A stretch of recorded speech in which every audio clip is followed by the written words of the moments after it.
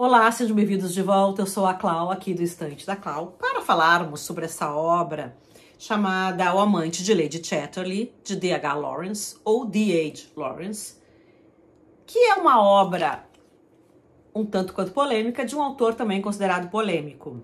O autor, D.H. Lawrence, ele era um escritor britânico que nasceu em 1885 e morreu em 1930 de tuberculose.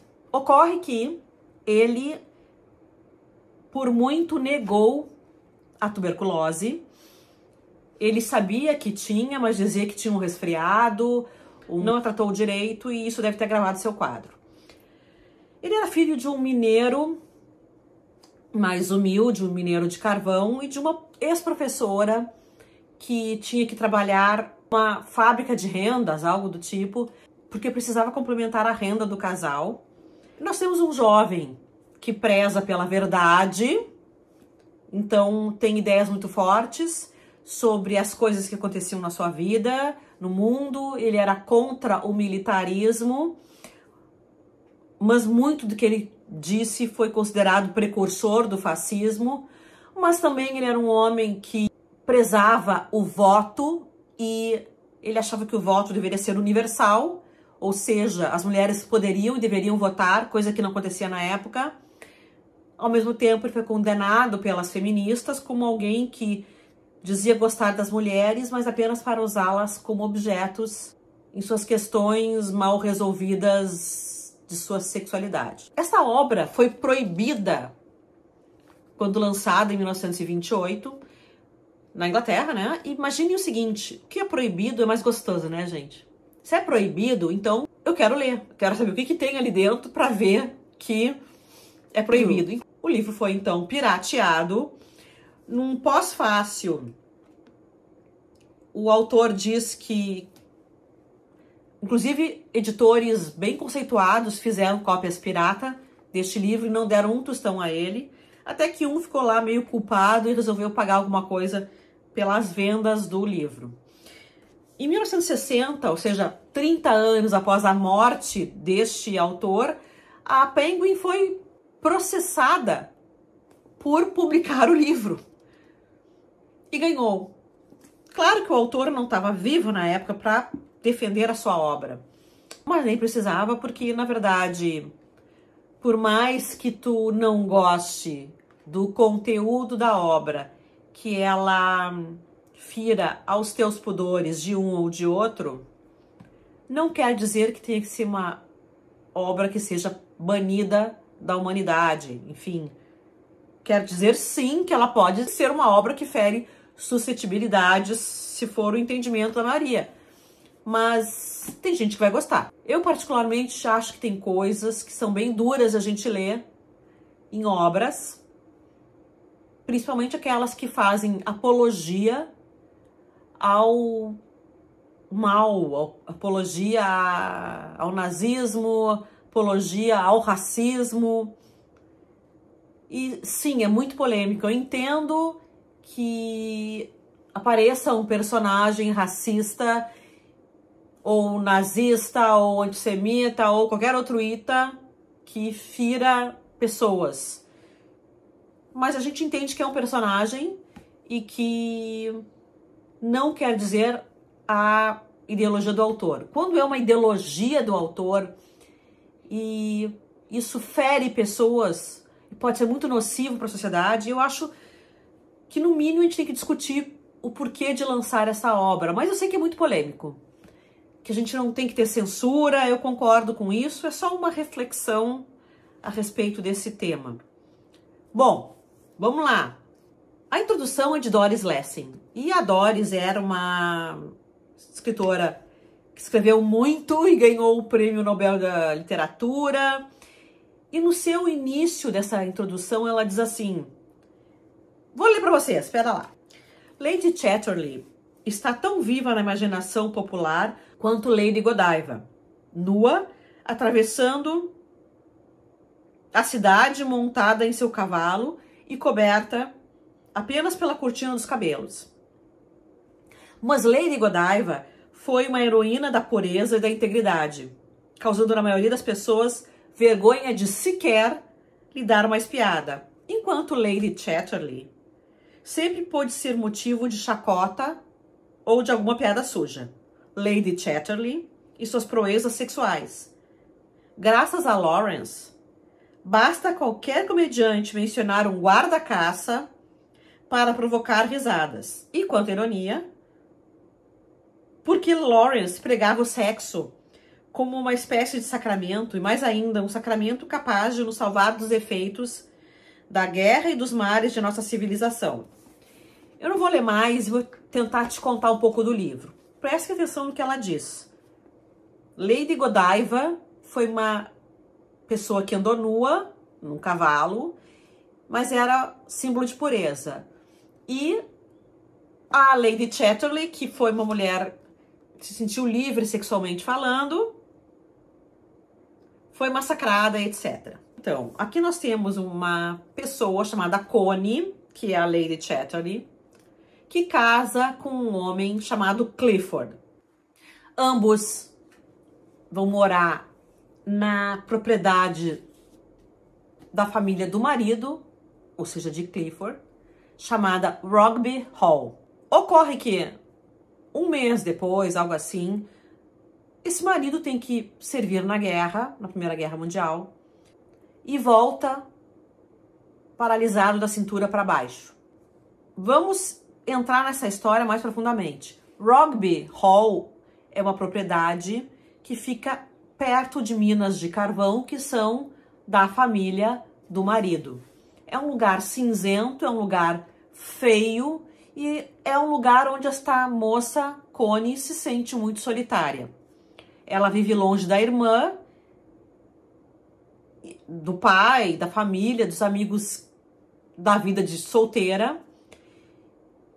Vida essa em que ela era muito atuante na sociedade, ela vivia junto com uma intelectualidade onde eram discutidas ideias e na qual ela exercia a sua sexualidade de forma meio que automática. Na verdade, ela não gostava muito do lesco-lesco, ela achava que tinha que ser feito como uma caridade aos homens que pediam para ela. Ela não via um motivo pelo qual deviam se relacionar sexualmente, mas já que estavam pedindo, por que não? Mas o que ela gostava mesmo é de ter companheiros de trocas intelectuais. Esse marido foi um desses companheiros. Então ela casou, esse marido voltou da guerra paralisado. Ora, o que vocês acham que vai acontecer? Uma mulher jovem, solteira, casa com um homem que fica paralisado, vai morar numa propriedade que é cinzenta, sem amigos, ela está entediada, ela está sem o que fazer, ela tem a companhia desse marido para trocas intelectuais ainda, só que esse marido começa a se tornar muito sombrio, muito tristonho, uma fala meio enfadonha. Ela passa a se desinteressar por esse papo dele, ela começa a ter um enfado em estar ali, até que ela conhece Oliver Mellors, que é o guarda-caça da propriedade, é o cara contratado para controlar a caça do ambiente lá, proibir a caça nas redondezas, cuidar dos animais e liberar a caça quando a caça é liberada. Esse homem vive num casebre, numa casa, ao redor da propriedade principal. Então Connie conhece o guarda-caças, vai se relacionar com esse guarda. Acontece que é com esse guarda-caças que ela aprende como é o lesco-lesco livre. Ela aprende como é ter conjunção carnal de forma livre e solta, exercendo o lesco-lesco da forma que a gente quer, porque quer, e não por uma imposição da sociedade, e não por modismo, e não por nada. O autor era um militante do lesco-lesco livre. Ele queria que todo mundo se sentisse à vontade para ter o exercício da sua sexualidade de forma que mais lhe aprovesse. Se a gente for entrar a fundo na biografia do autor, aparentemente ele estava mais para o marido, Clifford, do que para o guarda-caça, Mellors. Ele foi um homem que lá pelas tantas, aparentemente, se tornou muito chato. E a sua companheira não tinha nenhum pudor de traí-lo e aparentemente nem muito escondia que estava fazendo isso. O próprio autor, segundo a esposa diz, tinha suas dificuldades sexuais, ela não ficava satisfeita sexualmente falando, então ela ia buscar essas aventuras fora. O marido tem pretensões de se tornar um grande escritor. Ele está muito voltado para essa questão de aprimoramento do seu métier, do seu fazer. Ele se torna muito dependente dela, de Connie, enquanto que ela começa a ter ojeriza disso. Ela não quer mais servir aquele homem como enfermeira. Ela quer ter um homem funcional. E é cruel, de certa forma. Este homem não tem culpa de ter ficado paralisado. Ao mesmo tempo é cruel com ela, jovem, não poder exercer a sua vida sexual plenamente porque o marido não podia. Ela estava presa a esse marido, queria poder fugir com o guarda-caças, mas isso não é tão simples assim. Ela vai ter que passar por algumas questões antes de que haja algum final positivo ou negativo com esse amante.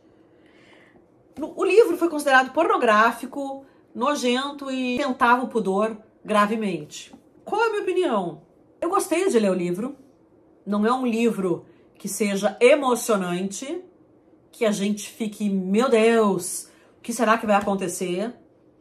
Mas eu achei interessante o livro, com algumas críticas. Sim, ele prega o amor livre, mas ao mesmo tempo eu entendo que esta mulher é usada pelo guarda-caças para que seus desejos sejam realizados.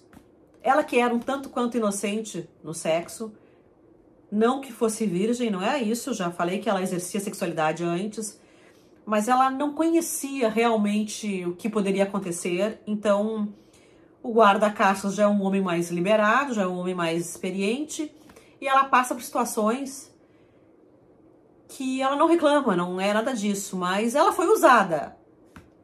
Ela acaba gostando do que ela vivenciou. Ok, está tudo bem. Talvez o autor não quisesse ter usado esta mulher e sim mostrado que as mulheres podem ter essa liberação sexual, que não é algo que seja um monstro com 7 cabeças, o que na época era uma época puritana, uma época que tudo era vergonhoso.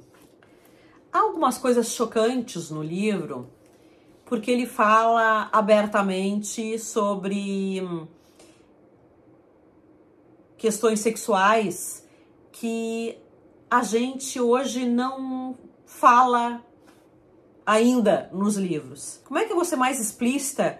Gostaria de poder ser mais explícita, mas eu sei que se eu der nomes aos bois, as redes cortam o vídeo. Isso vai contra as normas da plataforma. Mas ele usa explicitamente o nome dos órgãos sexuais de uma maneira chula. E é um pouco chocante também ver como a Doris Lessing se refere a isso. Diz a Doris que usou essas palavras chulas porque o próprio autor estava convencido de que tinha que tirar essas palavras do léxico sujo, que ele queria tornar essas palavras palavras de uso comum. Porque, na verdade, por que a gente tem que polemizar o sexo? Afinal de contas, a gente fala de tantas aberrações por aí, a gente não tem pudor de falar sobre coisas que ferem aos sentidos de todo mundo, como crimes horrorosos. Por que as palavras ligadas à sexualidade se tornaram feias?